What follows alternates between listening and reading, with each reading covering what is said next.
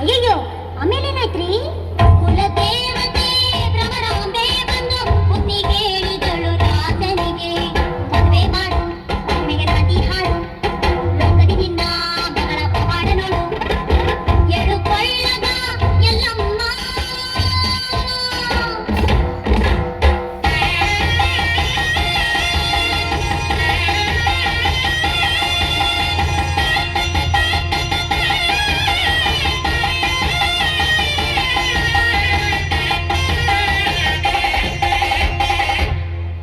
ಸತ್ಯವತಿ ದೇವಿ ರೇಣುಕಾದೇವಿಯನ್ನು ಹೊಸೆಯಂತಲ್ಲದೆ ಮಗಳಂತೆ ಮನಸ್ಸಿನಲ್ಲಿ ಇಟ್ಟುಕೊಂಡಳು. ಹೌದ್ರಿ. ತನ್ನ ಮಗ ಜಮದಗ್ನಿಯ ಕೈಯಲ್ಲಿ ರೇಣುಕೆಯ ಕೈಯನ್ನಿಟ್ಟು, ಮಗನೇ, ಇಂದಿನಿಂದ ನೀವು ಇಬ್ಬರಲ್ಲ ಒಂದೇ ಎಂದರು. ಪ್ರಕೃತಿ ಪುರುಷನು ಇಬ್ಬರಲ್ಲಿ ಒಂದಾದರಲ್ಲಿ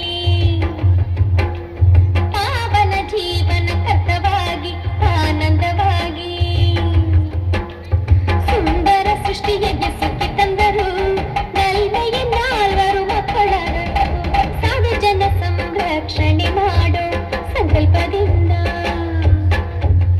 ಸಾಕ್ಷಾತ್ ಶ್ರೀಹರಿ ಸಗಿ ಬಂದ ಸಂತೋಷದಿಂದ ತಾಯಿ ಗರ್ಭಕ್ಷೇತ್ರದಲ್ಲಿ ವಾಸ ಮಾಡಿದ ಅಪರ ರಾಮ ಭದ್ರ ಅವತಾರವೆತ್ತಿದ. ಐವರು ಮಕ್ಕಳು ತಪೋವನಗಳಿಗೆ ಸೇರಿ ಹೋದರು.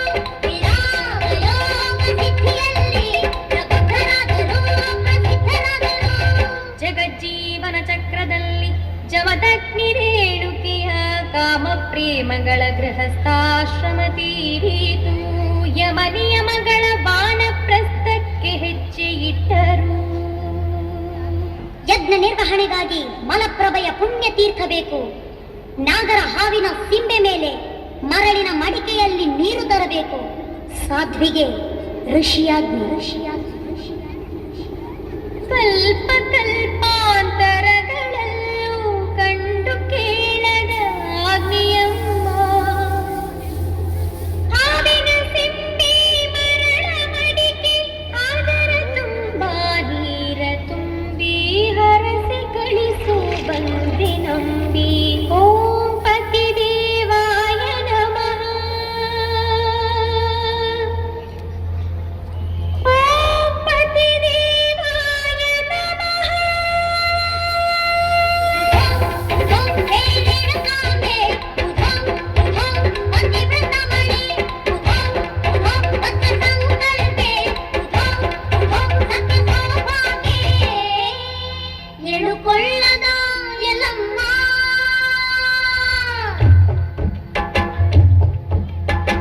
ಎಳುಕೊಳ್ಳದ ಎಲ್ಲಮ್ಮ, ನಿನ್ನ ಕಥೆಯ ಹೇಳುತ್ತೀವಿ ಕೇಳಮ್ಮ.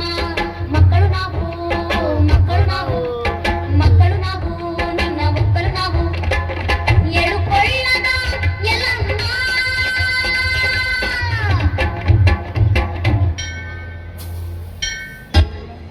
ರೇಣುಕಾ,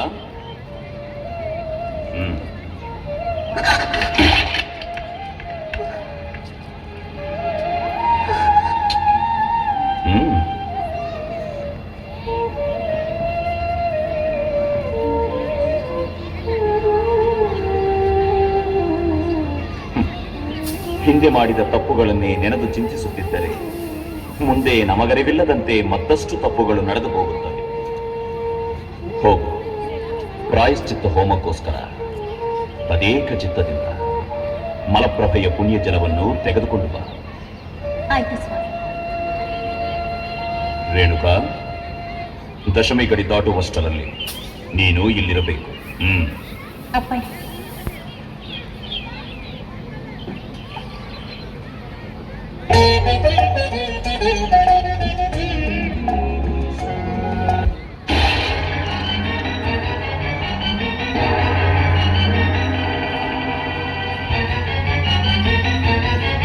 ಇರಬೇಕು.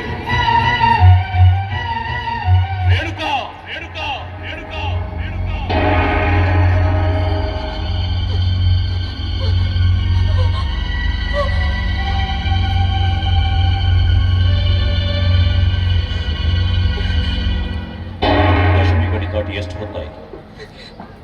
ಎಲ್ಲಿ ಮಲಪ್ರಭೆಯ ಪುಣ್ಯ ಜಲ? ಆದರ್ಶ ನಾರಿಯಾಗಿ ಅಖಿಲ ಲೋಕಗಳಿಗೆ ಮಾದರಿಯಾಗಬೇಕಾಗಿರುವ ನೀನೆ ಚಂಚಲ ಚಿತ್ರವಾಗಿ ನೀತಿ ನಿಯಮಗಳನ್ನು ನೀರಿಗೆ ಹಾಕಿದ್ದೀಯ. ಸ್ವಾಮಿ, ನನ್ನ ಕಲ್ಪನೆಯಲ್ಲಿ ಬಂದಿದ್ದು ಬೇರಾರೂ ಅಲ್ಲ, ಸಾಕ್ಷಾತ್ ನನ್ನ ಪತಿ ದೇವರಾದ ತಾವೇ. ಗೃಹಸ್ಥಾಶ್ರಮವನ್ನು ತ್ಯಜಿಸಿದ ಮೇಲೆ ಪತಿ ಪತಿಯಲ್ಲ, ಪರಪುರುಷನಿಗೆ ಸಮಾನ.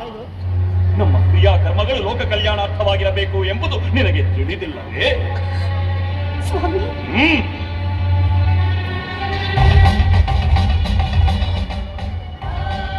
ಯಾವ ರೂಪ ಲಾವಣ್ಯ ಯವ್ವನ ಮದೋನ್ಮತ್ತತೆಗೆ ಮರುಳಾಗಿ ನನ್ನ ಋಷಿ ಜೀವನಕ್ಕೆ ಮಾಯದ ಕಳಂಕದ ಮಚ್ಚೆಯನ್ನು ಹಚ್ಚಿದ್ದೀವಿ. ವಿರೂಪಗೊಳ್ಳ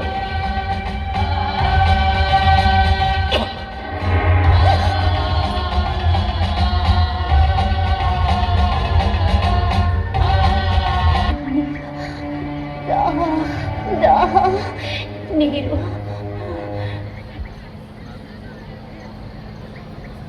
ಯಾರು ತಾಯಿ ನೀನು? ಪ್ರಾಣನಾಥನೇ ತಿರಸ್ಕರಿಸಿದ ಅನಾಥೆ ನಾನು. ಗುರುಗಳೇ, ನನಗೆ ನೀರಡಿಕೆಯಾಗಿದೆ. ಒಂದು ಹುಡುಗು ನೀರನ್ನು ದಯಪಾಲಿಸುವಿರಾ? ಖಂಡಿತ ತಾಯಿ, ಅದು ನಮ್ಮ ಭಾಗ್ಯ. ತೆಗೆದುಕೊಳ್ಳಿ.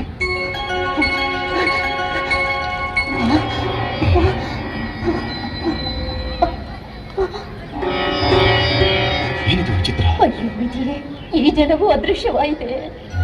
ಅಯ್ಯೋ, ಏಕನಾಥ, ಇದೇಕೆ ಹೀಗೆ? ನನಗೂ ಅರ್ಥವಾಗುತ್ತಿಲ್ಲ. ತಾಯಿ, ನೀವು ಇಲ್ಲಿಯೇ ಇರಿ, ನಾವು ಈಗ ಬರುತ್ತೇವೆ. ಏಕನಾಥ, ಅದು ನೀರು.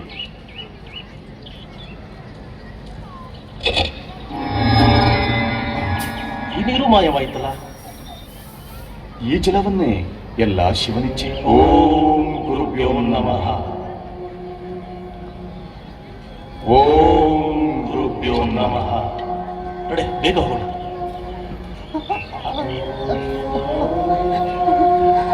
ತಾಯೇ, ಸ್ವೀಕರಿಸಿ. ಓಂ ಗುರುಭ್ಯೋ ನಮಃ. ಓಂ ಗುರುಭ್ಯೋ ನಮಃ. ಓಂ ಗುರುಭ್ಯೋ ನಮಃ. ಓಂ ಗುರುಭ್ಯೋ ನಮಃ.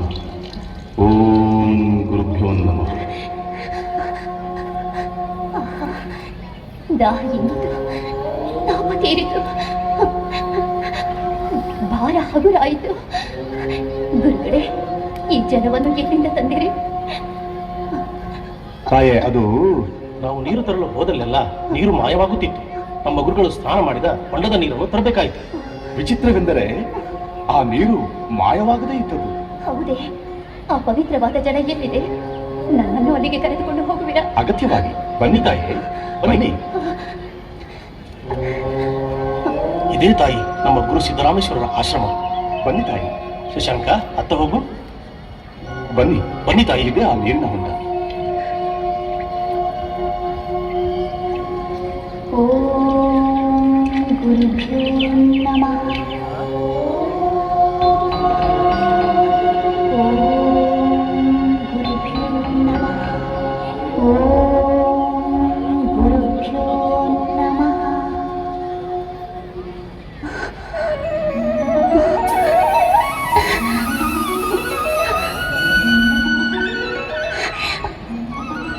ಅಮ್ಮ, ಆಚಾರ್ಯವರ್ಯ, ತಾಯಿ ರೇಣುಕಾ ಮಾತೆ, ನಿನ್ನ ದರ್ಶನ ಭಾಗ್ಯದಿಂದ ನನ್ನ ತಪಸ್ಸು ಫಲಿಸಿತು. ಜನ್ಮ ಪಾವನವಾಯಿತು ತಾಯಿ, ಪಾವನವಾಯಿತು. ಧನ್ಯೋಸ್ಮಿ ತಾಯಿ, ಧನ್ಯೋಸ್ಮಿ. ಆಚಾರ್ಯವರ್ಯ, ಪರಮ ಪವಿತ್ರವಾದ ತಮ್ಮ ದಿವ್ಯ ಮಜ್ಜನ ತೀರ್ಥದಿಂದ ನನ್ನ ದೇಹ ಪುನರುಜ್ಜೀವವಾಯಿತು. ಇಂದಿನಿಂದ ಈ ಪುಣ್ಯ ಜಲವು ಕುಂಕುಮ ಹೊಂಡ, ಅರಿಶಿನ ಹೊಂಡ, ಎಣ್ಣೆ ಹೊಂಡ ಎಂಬ ಹೆಸರಿನಲ್ಲಿ ಆ ಸೂರ್ಯ ಚಂದ್ರಾದಿಗಳು ಇರುವವರೆಗೂ ನೆಲೆಸಿ ಆಶ್ರಿತ ಭಕ್ತರ ಅನೇಕ ರೋಗ ರುಜಿನಗಳನ್ನು ನಿವಾರಿಸು ಅಮೃತ ತೀರ್ಥವಾಗಲಿ. ಆಯ್ತು ತಾಯಿ, ನಿನ್ನಿಚ್ಛೆಯಂತೆ ಆಗಲಿ. ಸಂಹರ್ತ ಸಾಕ್ಷಾನ್ವಿತು ಮಹೇಶ್ವರ ಸಾಯಂಛಾಯ ಸದಾ ವಿಷ್ಣು ತ್ರಿಮೂರ್ತಂ ಚ ದಿಗಃ. ರೇಣುಕಾ,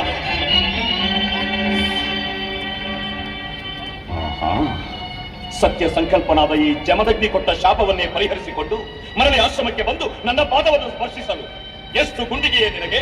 ಸ್ವಾಮಿ, ನಡೆದ ತಪ್ಪಿಗೆ ಶಿಕ್ಷೆ ಅನುಭವಿಸಿ ಪುನೀತನಾಗಿ ಮರಳಿ ಬಂದಿರುವೆ. ದಯಮಾಡಿ ಶಾಂತಚಿತ್ತರಾಗಿ ನಿಮ್ಮ ಪಾದ ಸೇವೆ ಮಾಡಲು ಆಶ್ರಯ ಕಲ್ಪಿಸಿ ಸ್ವಾಮಿ. ನಿನಗೆ ಆಶ್ರಯ ಕೊಟ್ಟರೆ ಈ ಆಶ್ರಮವೇ ಅಪವಿತ್ರವಾಗುತ್ತದೆ.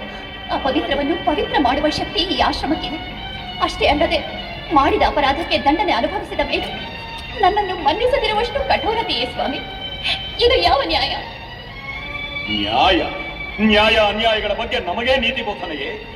ನಿನ್ನ ಅಹಂಕಾರ ಈ ಮಟ್ಟಕ್ಕೆ ಹತ್ತು ಮೀರಿದೆಯೇ? ಇನ್ನು ನೀನು ಜೀವಂತವಾಗಿರುವುದಕ್ಕೆ ಅರ್ಹಳಲ್ಲ. ವಸು, ವಿಶ್ವಾವಸು, ನಮ್ಮ ತರ್ಪಣ ಬೃಹತ್ಪಾನು.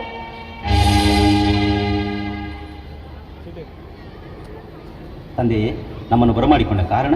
ಮಾನವ ಮಾನಗಳನ್ನು ಮರೆತು ಧರ್ಮಶಾಸ್ತ್ರ ವಿರುದ್ಧವಾಗಿ ವರ್ತಿಸಿದ ಈ ಪತಿತೆಯ ಶಿರಸ್ಸನ್ನು ಛೇದಿಸಿ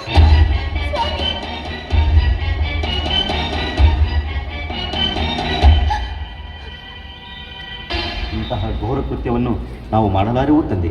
ನನ್ನನ್ನು ಕ್ಷಮಿಸಿ. ಕ್ಷಮೆ? ಅದು ನಿಮಗೂ ನಿಮ್ಮ ತಾಯಿಗೂ ಕನಸಿನ ಮಾತು. ಪಿತೃವಾಕ್ಯ ಉಲ್ಲಂಘನೆ ಮಾಡಿದ ಷಂಡರ್ ಷಂಡರು ನೀವು. ತಸ್ಮೀ ಪಟಲವಾಗಿ ಅಯ್ಯೋ, ಏನಿದು ಘೋರ? ಏನಿ ವೈಪರೀತ್ಯ?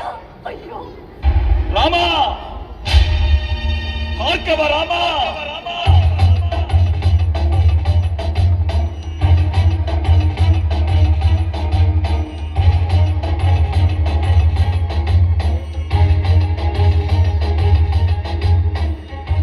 ಮಾತೃದೇವೋಭವ, ಪಿತೃದೇವೋಭವ, ಚಿರಂಜೀವ. ನನ್ನಲ್ಲಿಗೆ ಬರಮಾಡಿಕೊಂಡ ಕಾರಣವೇನು ತಂದೆಯೇ? ಪಿತೃ ಋಣವನ್ನು ತೀರಿಸಿಕೊಳ್ಳುವುದಕ್ಕೆ. ನನ್ನದೆಂತಹ ಭಾಗ್ಯ! ಆಜ್ಞಾಪಿಸಿ ತಂದೆಯೇ. ಮಾತನಾಡದೆ ಕತ್ತರಿಸು ನಿನ್ನ ಹೆತ್ತ ತಾಯಿಯ ಶಿರವ.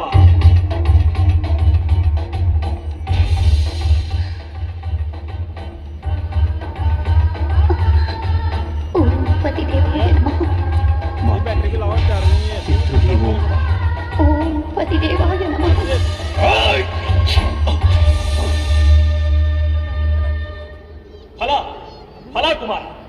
ಕುಮಾರ ಫಲ. ನಿನ್ನ ಪಿತೃವಾಕ್ಯ ಪರಿಪಾಲನೆಯ ದಕ್ಷತೆ ಅಮೋಘ, ಅಪೂರ್ವ, ಆನಂದವಾಯಿತು, ಮಹದಾನಂದವಾಯಿತು. ಕುಮಾರ, ನಿನಗೆ 3 ವರಗಳನ್ನು ಅನುಗ್ರಹಿಸುತ್ತೇನೆ, ಕೇಳು. ತಂದೆಯೇ, ನವಮಾಸಗಳು ತನ್ನ ಗರ್ಭದಲ್ಲಿ ಹೊತ್ತು ಹೆತ್ತು ಸಾಕಿ ಸಲುಹಿದ ಪ್ರತ್ಯಕ್ಷ ದೇವತೆ ನನ್ನೀ ಮಾತೆ. ಈ ಮಾತೆಗೆ ಪುನರ್ಜೀವವನ್ನು ಪ್ರಸಾದಿಸಿ ನನ್ನ ಮಾತೃಹತ್ಯಾ ದೋಷವನ್ನು ಪರಿಹರಿಸಿ ತಂದೆಯೇ.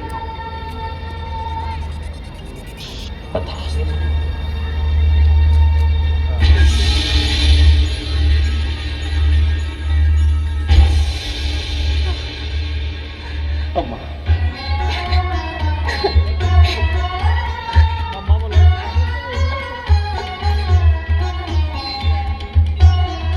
ಧನ್ಯಳಾಗಿ ಸ್ವಾಮಿ. ದೀರ್ಘ ಸುಮಂಗಲಿ ಭವ.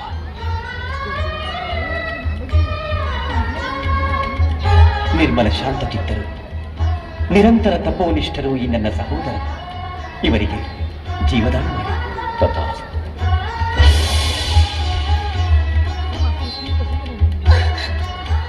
ಸ್ವಾಮಿ, ತಂದೆ, ಸರ್ವಲೋಕವು ಶಾಂತಿಯಿಂದಿರಬೇಕಾದರೆ ಕೋಪತಾಪಗಳಿರಬಾರದು.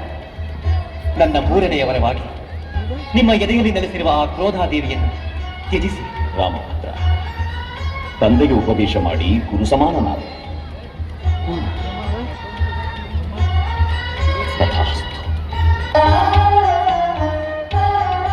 ಅಣ್ಣ ಗೊಡಚಿ ವೀರಭದ್ರೇಶ್ವರ, ಈ ತಂಗಿಗೆ ಸೌಭಾಗ್ಯವನ್ನು ಪ್ರಸಾದಿಸಲು ಬಂದಿರುವಿರಾ? ತಾಯಿ ಪಾವನ ಚರಿತೆ. ಇಂದಿನಿಂದ ಪ್ರತಿ ವರ್ಷವೂ ನನ್ನ ಗುಡಿಯಿಂದ ಈ ಪೌರ್ಣಮಿ ದಿನ ಅರಿಶಿನ ಕುಂಕುಮ ಮಂಗಳಸೂತ್ರವನ್ನು ಕಳಿಸುವುದು ಸಂಪ್ರದಾಯವಾಗಲಿ. ಈ ಸುಗಂಧವರ್ತಿ ಸವದತ್ತಿ ಎನ್ನುವ ಹೆಸರಿನಲ್ಲಿ ಮಹಾ ಪುಣ್ಯಕ್ಷೇತ್ರವಾಗಲಿ. ನೀನು ಪ್ರತ್ಯಕ್ಷ ದೈವವಾಗಿ, ಭಕ್ತರ ಕಲ್ಪವೃಕ್ಷವಾಗಿ, ಎಲ್ಲ ಪಾಪಗಳನ್ನು ತೊಳೆಯುವ 7 ಕೊಳ್ಳದ ಎಲ್ಲಮ್ಮನಾಗಿ ಜಗದ್ವಿಖ್ಯಾತಳಾಗು ತಾಯಿ.